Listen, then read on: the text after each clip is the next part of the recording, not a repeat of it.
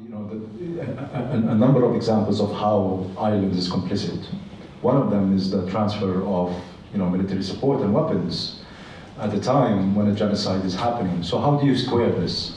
How do you intervene, perhaps positively, in the case of the ICJ, South Africa's case at the ICJ, and at the same time there are US shipments, planes that are coming through Ireland, that are using Irish territory, that may have weapons on them, they may have other forms of military support in them, at a time that a genocide is happening. If I could just start with maybe to set the tone with a quotation, you've probably already heard it. It's from Francesca Albanese, the UN Special Rapporteur, and she said, "There's this tendency to be very supportive with rhetoric, as Ireland has, but when it comes to taking concrete actions, there is zero. Not a little, zero. The countries that have been most outspoken, like Ireland, what have they done in practice? Nothing. And this is shameful, this is disgraceful." Welcome, and really delighted that you're here and delighted to listen to you.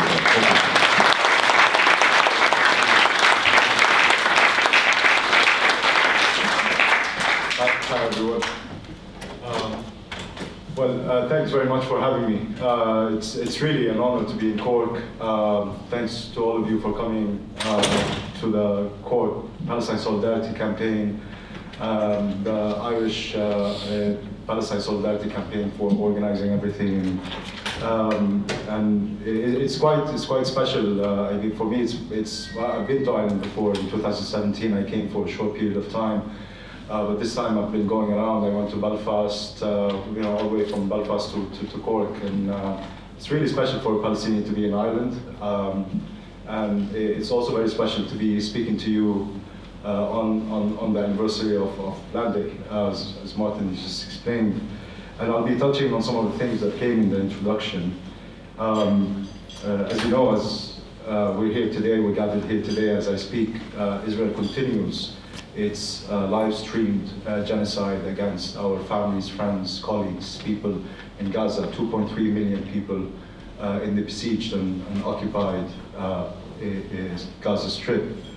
And it's very important to understand the genocide, to be able to confront it. And to understand the genocide, the understanding can come at two levels. One, if I might call it kind of a macro level, is putting the genocide in the context of settler colonialism and apartheid. We Palestinians are up against settler colonial endeavor project, a European settler colonial project now for over 100 years. At the heart of this project is Zionist ideology. It's a racist ideology that seeks a supremacy of one group over others. And in 1948, this project attempted genocide. As all settler colonial projects, settler colonialists see the land without the people. It's empty of the indigenous. And those who are on it are not humans. They're savages, they're terrorists, they're always a threat. They're always something that must be removed. So genocide is inherent. It's at the heart of settler colonialism. In North America, and of course genocide took different forms against the native populations there. One form was taking the children of the indigenous from their families and putting them in boarding schools. And those boarding schools were projects that were joint between the church and the military. And the slogan for these boarding schools was, "Kill the Indian, save the man." And why I'm mentioning this is because it reflects what I'm trying to say about how settler colonialists see the indigenous, is that they are a threat to humanity as conceived by Europeans, right? So here, the indigenous, the native, is a threat to the entirety of that project. It touches the heart of it. And so is true, for Zionist settler colonialism. And so in 1948, there was an attempt at genocide. Hundreds of thousands of Palestinians were forcibly kicked out of their homes. Thousands were massacred. But the genocide was not complete. There were thousands of Palestinians who remained on their lands. Some were moved from their lands. And so when genocide cannot be completed, the second best option would be apartheid. And the apartheid that was established in 1948 in the form of the State of Israel is as following. It's a regime that rests on 4 pillars. The first pillar is the fragmentation of the indigenous population. It's splitting them into parts, divide and conquer type of logic, right? And the ultimate example of this is the forcible displacement of the majority of Palestinians in what then became Israel, and not allowing these Palestinians to come back. So this, very significant fragmentation of the population. Those who are outside become refugees in refugee camps in Lebanon, Jordan, Syria, and so on, and those who remained inside. And those then who remained inside, coming to the second pillar of the apartheid regime, is you segregate. Now you have a colonial society. You segregate the indigenous away, you separate them from the colonial society, and you impose a system of violent control against them. And this took the form of military rule.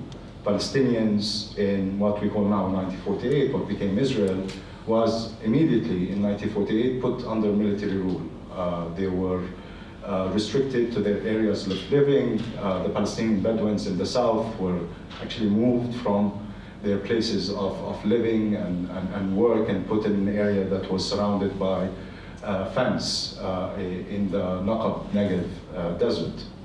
So fragmentation, segregation, and violent control. And the third pillar is dispossession, is the taking away of property, of homes, of anything that would allow you to be empowered and to live and to sustain yourself, right? The essentials here are land and home. And the fourth pillar is the deprivation, is always ensuring that the indigenous society is at a disadvantage economically and socially when compared with the colonial society. Now, to maintain this regime of oppression and domination, there are crimes, systematic crimes, that are perpetrated to maintain it. And here in Palestine, the crimes are also 4. One, it's the forcible displacement, it's the systematic demolition of homes because homes do not have a building permit, or because somebody who lives in that home has carried an attack against an army or so on. It's a punitive home demolition. It also takes the form of revoking your legal status, so you no longer have the right to live in your home, in your community, or in your village. And of course, that legal status is given by the colonial regime itself. So it takes very forms, the forcible displacement, always trying to push the indigenous people outside of their homes and towns and villages and so on. The second inhumane act, which is basically a grave human rights violation, is the systematic killing. Is that you use lethal force as a colonial regime. You use lethal force in meeting demonstrations, in the administration of, for example, in raids to carry out arrests, in the military checkpoints to control and so on. So the immediate reaction is to kill. So kill as many as possible in a systematic way. You don't need justification. There's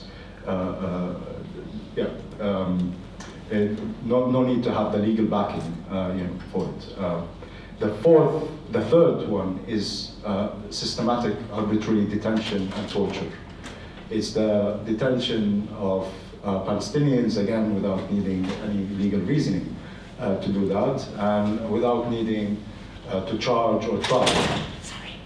It's okay.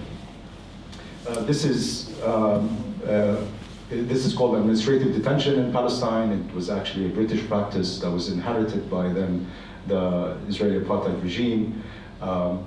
And it means the detention without charge or trial. Now, in the course of the detention, there's systematic torture, from the moment of arrest all the way to the interrogation, where perhaps it's the highest point of the violence and the torture, all the way until somebody is released or is died due to the torture. And the fourth one is the systematic denial of the civil and political rights, is ensuring that not at any point that the indigenous population can challenge this regime of oppression and domination. And what this means is that you don't allow for any public assembly, no protests, no demonstrations, no freedom of expression, no newspapers, no writing, no expression online in these days, and so on.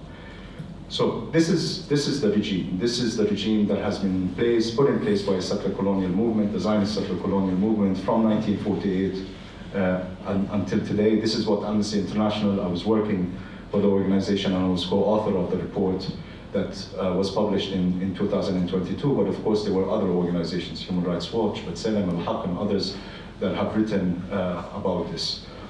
So this is kind of the context, the meta, if you want, the context in which this genocide is taking place. This apartheid regime maintains domination, but when it sees an opportunity to eliminate, it will eliminate. And this is what we're seeing today in Gaza, is an opportunity to eliminate the 2.3 million Palestinians that are living there, in killings, in the forcible displacement, and so on. And so part of the meta-understanding is also the numbers. So over 33,000 Palestinians, majority of whom are women and children, have been killed by Israeli bombardment, snipers, and so on. Over 1.5 million people have been displaced from their homes. There are now 70,000 people who are injured. There's deliberate mass starvation that is happening all across the Gaza Strip because Israel is preventing any form of humanitarian aid from coming into the Gaza Strip. So this comes also as part of this, if you want, meta-level understanding of the genocide and the context of the genocide and so on. But it's also very important to understand the genocide at a kind of a micro level. And what I mean by this is understanding it through the stories of individuals, of communities, of families, of towns, of cities, and so on. And the story can be the newborn babies who were left to die in Al-Shifa and other hospitals in Gaza when the Israeli army attacked these hospitals. These are stories of just a few days, 2, 3, 4 days, but they capture the entirety of the 76-year-old story in just a few days. But it could also be a longer story of a woman who's been forcibly displaced from her home in Jaffa in 1948, sought refuge in the Jabalia refugee camp in Gaza, and then attack after attack has been forcibly displaced once and twice and 3 times and 4th time. So moved from Gaza to Khan Yunis, from Khan Yunis to Rafah, from Rafah to Egypt. And so you have that longer story. Both of them, the newborn and the grandma, if I may, kind of capture this. So it's very important to understand it at these two levels. And at the micro, I want to share about myself. And this is a way, kind of a segue into the second part of my talk. So I was born in Jerusalem in the early 80s, around the time when Israel laid siege on Beirut in its pursuit of the Palestinian Liberation Organization that was fighting from there. And Israel laid a siege on Beirut that is very similar to the siege that has been imposed on Gaza since 2007. And in 1982, the Palestinian Liberation Organization was pushed out of Beirut, forced to leave by ships into the sea. And right now, as we're speaking, the US, with the help of Israel and others, are constructing a port outside of Gaza City, which, in our view, is an attempt to push Palestinians again out to sea. Now, in 1982, Tunisia received the Palestinians, around 8,000, 10,000, I believe, that were put on sea, on ships and sent to sea. This time, we don't think anybody would receive the Palestinians being pushed out of Gaza. I started school in 1987. That was the beginning of the first Intifada. And Intifada is the word we use for the uprising that was against Israel's settler colonial apartheid regime that was imposing a military occupation. and it took the forms of civil disobedience, strikes, boycotts, and so on. And I mention this is because I work, I'm part of the BDS movement, which builds on a very rich and long tradition of boycotts and civil disobedience. And one of the episodes of that, the kind of a rich episode of our history of this form of struggle was in the first Intifada. And boycotts were a very strong component of it. This is when Palestinians refused to buy from Israel, consume Israeli products, and so on. And here I always like to mention a film by a good friend of mine. His name is Amr Shomari. And the film is called Wanted 18. It's a documentary film that looks at his village in Beit Sahur, which played a leading role in the Intifada, particularly in the boycotts. And he looks at a cow's farm that when Palestinians in Beit Sahur decided not to consume Israeli milk, and that was the only milk that was cow's milk that you could find in the markets of the occupied West Bank, they bought, a group of activists came together and bought 18 cows. But then the Israeli military issued arrest warrants for the 18 cows and started a military pursuit of them. So the farm had to go underground. It was moving from one place to another because the army was after these cows. And so the film it interviews the activists about that time, so they talk about their experience. But it also uses animation to tell the story from the cow's perspective. And it's a wonderful film. It's an inspirational film, and I would advise everybody to watch it. But it tells the story of the Second Intifada. This is the time that I grew up with the consciousness, started understanding what was around me, what occupation means, Israel, the military, and so on. And then my teenagehood was the 90s. It's the time when we would be hearing about peace, statehood, prosperity, and so on, but at the same time, the system of segregation and control that I just described at the beginning was more and more being entrenched. Illegal Israeli settlements that are war crimes under international law have been more and more spread out. They've increased exponentially. And I grew up, I was born in Jerusalem, I grew up in Ramallah, and I remember when I would travel from my house to my grandmother's house in Jerusalem after school to do karate classes in Jerusalem. And I remember the road took about kind of 10, 15 minutes maybe between the two, and there were no checkpoints. And I remember when the road was blocked by an Israeli military jeep. So the jeep would stop the cars and the taxis and the buses.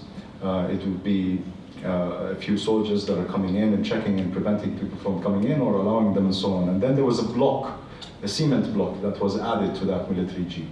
And so you have a soldier on top of the block, another one beneath it, checking the cars and the people passing, and there was another block and another block, and until it grew to a huge monster that it is right now, that separates Ramallah from Jerusalem, whereby this trip that I used to take is no longer possible at all.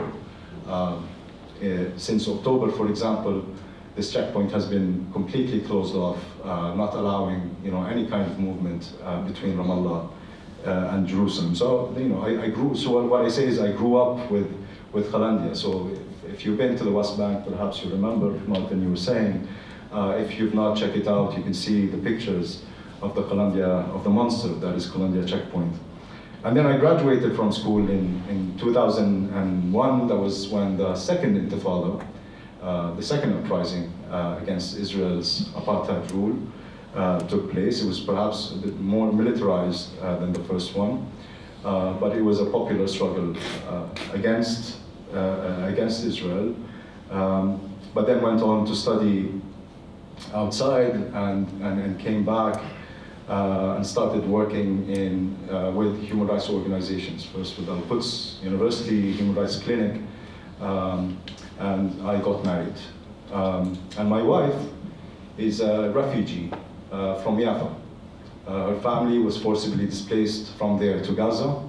Her uncles are still right now in Jabalia in the north of Gaza, one of the areas that is hard hit by the genocide and the mass starvation, so on. We've lost family members.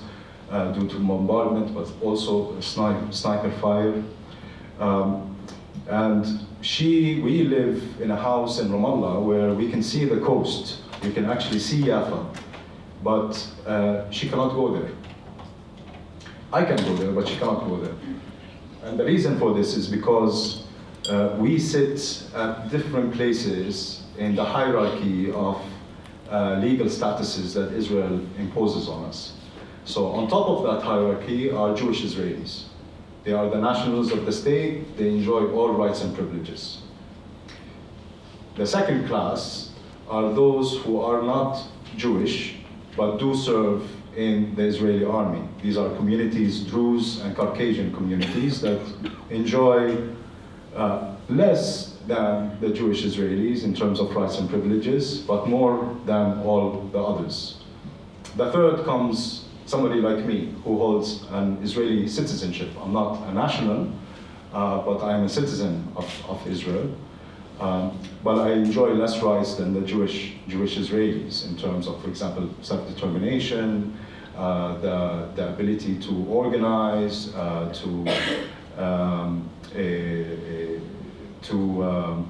in terms of kind of the collective rights, in terms of kind of like a national group that is not allowed at all. Now, the fourth are those who are not citizens of Israel, but have permanent residency. These are like my father. So he doesn't have citizenship, he's stateless, but he's granted this legal status of being able to live and move around and work in Israel. Civilian law applies to him, not military law. But now then you have the fifth category. This is where my wife sits. She holds a West Bank ID card. She is subject to Israeli military law rather than civilian law. So although both of us are, we're both Palestinians, we both live in the same house, but there are different sets of laws that are applicable to us. Now Israel, of course, I mean, all this hierarchy is controlled through the population registry that is in the hands of Israel. So Israel puts, whoever comes in is born into the population registry. Anybody who dies comes out of it, and they have full control of it. And it has the different classifications here. So we classify it differently. And actually, according to law, because there are two laws that are applicable to us, I currently am illegal in my own home. So according to Israeli civilian law, as a citizen of the state, I cannot be in the area where my house is right now. But she cannot be in the area where I'm allowed to live. So she can be there if she's granted a permit from the Israeli military, but then a permit allows you certain hours to be there. Sometimes these hours are restricted. You won't be able to drive a car, you won't be able to work, and so on. So that's the fifth category. A sixth category are those who are basically Gazans. They would hold the same ID card, which is green. Mine is blue, by the way, and there's also color coding here. It would be a green ID card, but with a Gaza address, which means that you're only restricted to Gaza, which the UN described as the largest open-air prison in the world. That was a few years ago. And so if you're a Gazan, and there are many who live in the West Bank where I am because of family, because of work, because they came to study and so on, you're not allowed to be there. You can only be in Gaza. And so if you're traveling on the road, for example, between your university and home, and you happen to stumble upon an Israeli checkpoint that was set up, and the soldier asks for the ID card, they look at it, they see you're from Gaza, they immediately put you in a jeep and can deport you back. And it doesn't matter if you have family, children, you've been there, you have your work, it doesn't matter. If you're a Gazan, you should be in that prison, in that Bantustan, not in this one. So that's the Gazans in the hierarchy.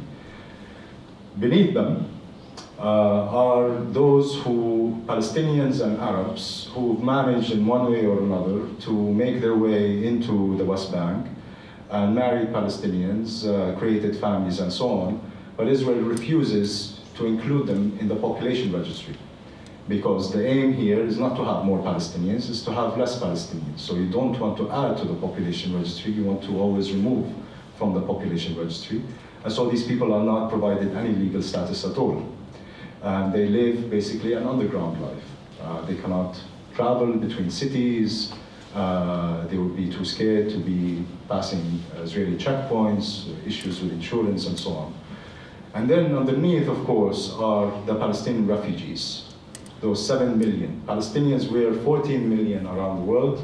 7 million of us are in colonized Palestine, and the other 7 million are in forced exile outside.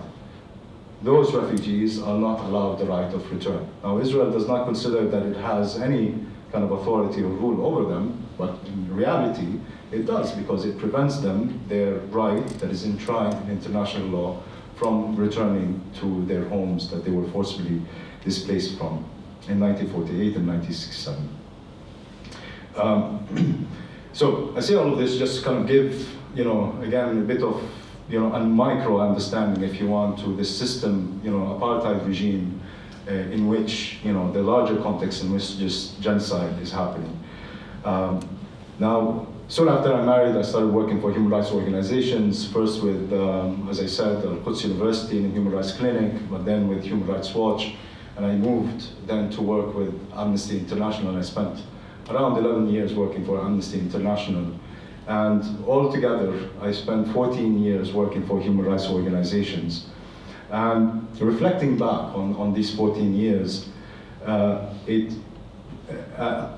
seems like there is a paradox that I want to kind of share with you here as a segue into then the third part of my talk. And the paradox is as following, is during these years, we've seen more and more exposure of Israel's systematic human rights violations and the creation of mechanisms by the UN to address these human rights violations. Yet, while there was more and more exposure and addressing, there was more and more entrenching of this system of apartheid and the systematic human rights violations. So when I first started working for human rights organizations, it was Israel has launched what at the time seemed like a qualitatively different type of colonial violence, an attack, a military attack against Gaza in 2008 and 2009. Now Gaza has been, by that time, a year, 2 years into a criminal siege that has been imposed on it, not allowing essential goods from coming into Gaza, not allowing anything to come out of Gaza, and of course, restricting the movement of people, basically keeping them in, well, the open air prison that Gaza was and still is. After this military attack, there was something very significant, that the Human Rights Council has set up a commission of inquiry that was headed by a South African judge, Richard Goldstone, that documented and looked at, well, the violations that took place during that military attack, war crimes, crimes against humanity. They were very well documented. There were recommendations on how to address these violations for accountability and so on. And we saw that as something quite new. It gave us a little bit of hope that we have now this exposure by an authoritative body at the UN of what happened during 2008 and 2009. But 2 years later, Israel launches another attack, very similar attack against Gaza in 2012. And again, after that attack, there was also an investigation by the UN, a report and recommendations and so on, and we thought, okay, well, perhaps this added to that will create, a movement towards the end of impunity and so on. But that was not the case. And 2014, I was working for Amnesty, and I did a report. I investigated a pattern of killings of Palestinian, mostly young men, in the occupied West Bank. And after we finished the report, part of the report was looking at the village of Nabi Saleh, similar to my name. The village of Nabi Saleh is just outside the Ramallah, a very small village that in 2009, the illegal Israeli settlement of Halamish that is close by took over the water spring that belongs to the village, which the villagers also used for their agricultural land. And so the villagers started in 2009 weekly demonstrations where on Fridays after the midday prayers, They would gather around in the village center and start marching towards the spring to try to claim it back. And they would be met with massive violence that over the years has led to the killing of many in the community, the injury of many in the community, and of course the use of collective punishment, the firing of tear gas into homes where children are, the puncturing of water tanks that the people depend on, and so on. And so the Nabi Saleh and what happened was a kind of a significant part of the report. And when the report was published, we went to the village to present it to the activists who had worked with us and we had a relationship with. And when they had kind of organized the sitting, and it was a kind of a circle, and they were very welcoming, very positive, and one of the key activists there, his name is Bassem Tamimi. He's currently in Israeli prison as we speak. Bassem said, held the report, said, thank you very much, this is really great, very important. He opens at the recommendations page and says, you know, although this is very important and we thank you for it, what I see you doing here is telling Israel how to kill us better. And what Bassem was basically, what he meant in kind of explaining is that in the recommendations of the report, after all of this exposure of horrific crimes and human rights violations, Amnesty was recommending Israel how to reform its open fire regulations. So, you know, you need to expose more, you need to shoot like this, you need not to use a lot of ammunition here. If you're using tear gas, it needs to be in this way, not in that way. If you're using, you know, less lethal weapons, it has to be in these circumstances, not so that circumstances, and so on. And although there were other recommendations that were quite significant, the report itself and what the human rights organization produced and was producing, as others, did not really tackle the root causes of the issue. And this is what Bassem was saying.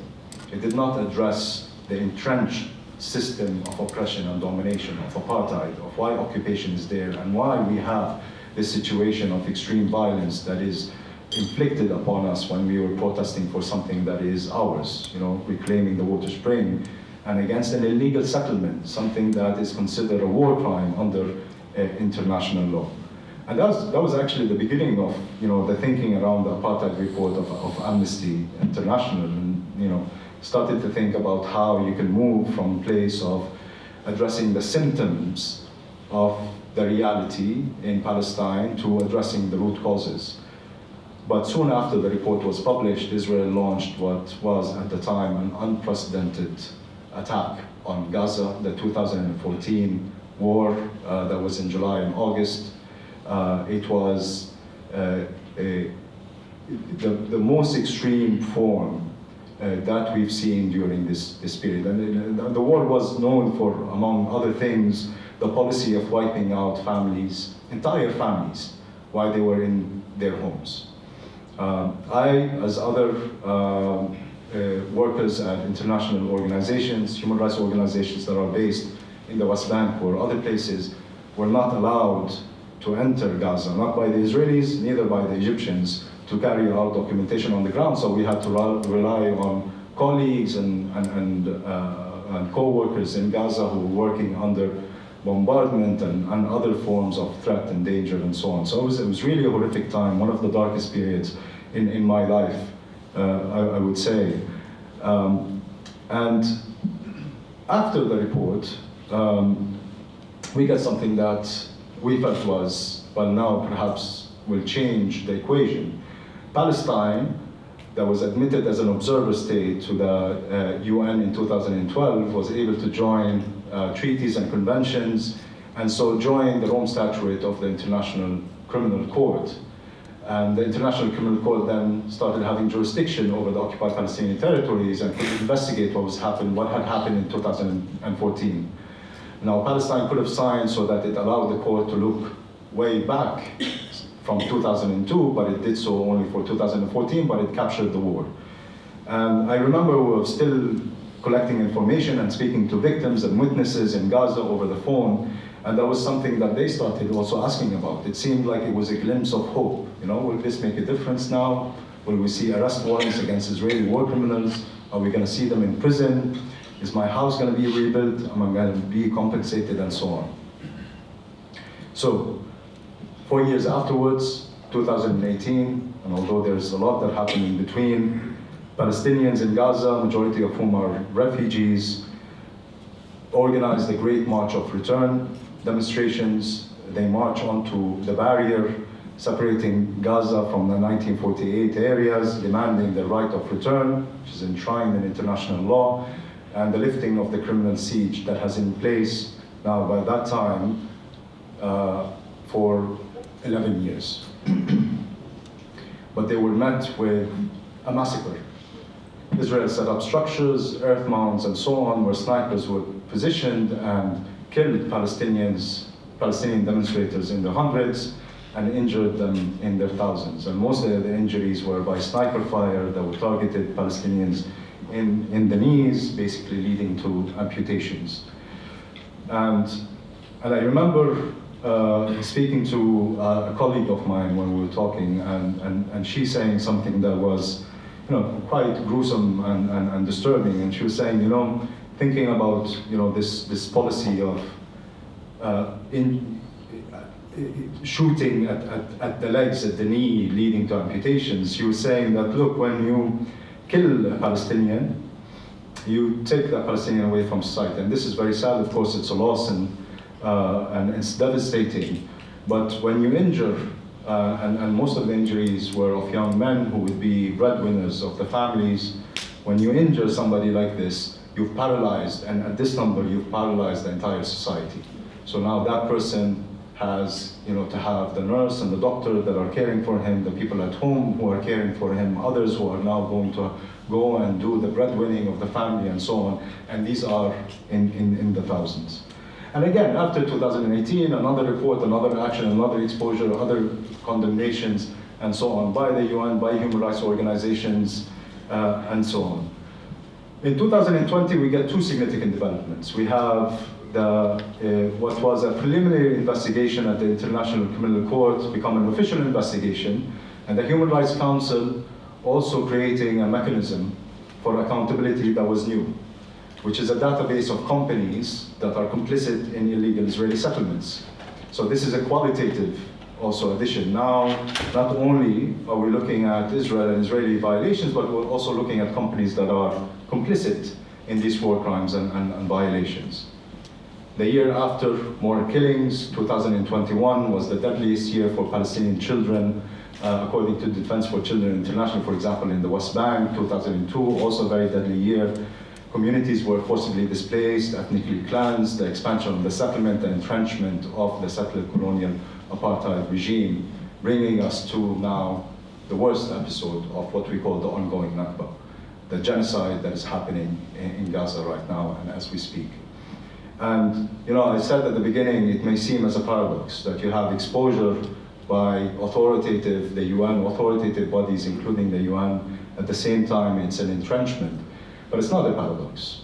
What it is hypocrisy and double standards of the global West, of those that put the international law system in place following the Second World War, putting it into effect when it suits their interests, but really dropping it and acting hypocritically and in double standards when it does not. And it's not clear anywhere else, more than Palestine. And why it's not a paradox is because of complicity. The complicity of states, of institutions, of corporations, of organizations in Israel's crimes, in Israel's apartheid regime. And this complicity exists here in Ireland. This then relates to Francesca Albanese's quote, is in Ireland, there's still diplomatic, military, academic, cultural relations with Israel. There's still trade with Israel. Ireland is one of Israel's biggest trade partners. I believe the 7th biggest trade partner. There's still products that are dual-use products. Products can be used for the military and civilians that are being exported from Ireland to Israel. There's military support, including perhaps, the government covers this, ammunition that is being transported from the US through Shannon Airport to Israel. So it is this complicity that is really allowing for, despite all of this exposure of apartheid, of genocide, and so on, that allows Israel to continuously entrench the system and its crimes against the Palestinians without being held to account, living in a black hole, basically, of impunity. And it's the states, institutions, and corporations that play a direct role in this. And this is why in 2002, then I left Amnesty International and joined the BDS movement. And what we do with the BDS movement is target this complicity. Is we call for the boycott of Israel, the divestment from Israel, and imposing of sanctions against Israel until the system of settler colonial apartheid is dismantled. Boycotts are what individuals can do. It's the campaigns that target Israeli goods and products that are coming into the countries. It's the academic and cultural boycott of complicit institutions, including, for example, universities that play a crucial role in this system of apartheid and genocide that is taking place right now. Divestment targets the companies that make profit out of these crimes that are being perpetrated by Israel against the Palestinians. And sanctions is what should happen when you have an apartheid regime. This is what happened in South Africa, and this is what we're calling to happen against Israel as well. And part of the work, just to mention about the apartheid-free zone, is the campaign that we're asking people all around the world at the level of their communities, in their schools, in their universities, the cities, and ultimately, at the level of the state, to ensure that they are apartheid-free, that there is no direct or indirect relation to Israel. We're not buying from Israel, we're not selling Israel, we're not allowing Israel to be anywhere in our spaces. And this could happen by the boycott of, for example, Israeli products, but it could also happen by the passing of policies and legislation whereby you don't have any links to Israeli companies, institutions, and so on, but also not any companies that are complicit in Israeli crimes. What we are right now asking for is for the meaningful solidarity that I've seen all across Ireland. As I said, I've been traveling around the country, and really it's been heartwarming, it's been very inspiring, it's also been empowering. It's really important for Palestinians to see the support, to see people come out in the streets, to showing their supports. It gives us strength, it allows us to continue, but what we need is for this meaningful solidarity not to be seasonal, and to ensure that there is no repetition. I talked a lot about the 2014 war because I wanted to mention it now again. In 2014, we saw mass demonstrations all around the world. People went out in their millions, in Jakarta, in Dublin, in Washington. People went out in the hundreds of millions. There were solidarity groups that sprung in different places. There were some BDS achievements also at that time. We thought at the time that there's not going to be a repetition. That now, seeing all of this, this mass support, this action, that we're not going to see a worse episode of colonialism. But yet here we are, actually, at a time when it is unprecedented. What we're seeing in terms of the colonial violence is both quantitatively and qualitatively different. It's the first live stream genocide. We're seeing everything that is happening, how Israel is killing Palestinians in the tens of thousands, how it's starving the millions, and so on.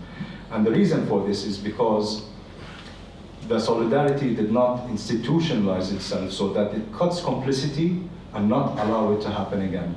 Israel will never be able to carry out, maintain its apartheid regime or carry out a genocide if it was not for the complicity that it enjoys from states, institutions, and corporations. Let me end by saying this. The genocide, Gaza right now is a front for the whole of humanity. If Israel, supported by the US, UK, Germany, and other Western powers, succeeds in its genocide and gets away with it, we're entering a world where it's free for all. We're entering a world where might makes right, an age of chaos, as the UN Secretary General has called it, where if you dare to challenge Western domination, if you dare to challenge a state that has military power, you'll be wiped out. And there's nothing that is going to happen. No accountability, no condemnation, no nothing. This is a threat not only to smaller nations, but really to all of us, all around the world. It has global ramifications. And therefore, we must stop the genocide right now, but we must ensure also that the slogan of never again is meaningful and it's never again for everybody. Thank you.